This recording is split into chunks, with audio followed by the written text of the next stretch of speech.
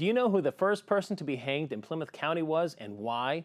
Do you know where the title sheriff came from and just how many there have been in Plymouth since the 1600s? To find out those answers and more, you should attend a presentation of the history of the Plymouth County Jails. That's what we did.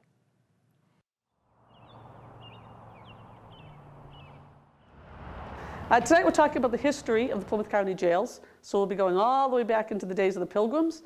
We'll be talking about the jails themselves. We'll be talking about some of the infamous inmates that we've had through history. We'll talk about the history, some of the laws that existed around the Pilgrims' time, as well as more of the modern ones. And it's a really fun program. I tell people it's nothing you need to know, but a lot of fun stuff. This is one of my few programs where I actually have my audience take a test before we start. It's a little history quiz about jails and law enforcement in the old days. And they're not expected to do very well, and most of the time they don't. Some of the questions involve, like, who was the first person hung in Plymouth Colony, which just happens to be John Billington, by the way, who was hung for murder. One other question is where was some of the money that was spent in, I want to say around the turn of the century, and it's all multiple choice, so there's a chance you might get it right. We talk about things like lewd and lascivious behavior and things like that, so it's just a lot of fun stuff. The program actually goes from the Pilgrims up to where we are now.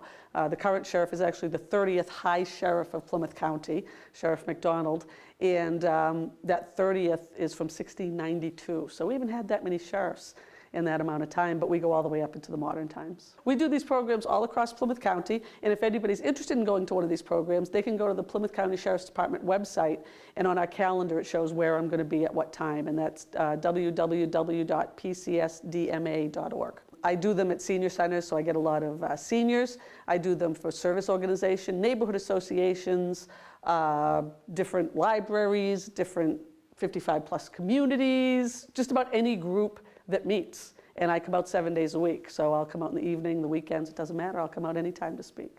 I'm thinking when people leave this, they're probably going to be saying, wow, I didn't know that. And I try very hard to keep my some humor in all of my programs. I think that's an interesting way to get it across to people what I'm saying. And so I think people leave here going, boy, that was kind of neat, because I never knew that. You know, and if they get 1 or 2, 3 things out of there that they didn't know, I think that's great. I've done a good job.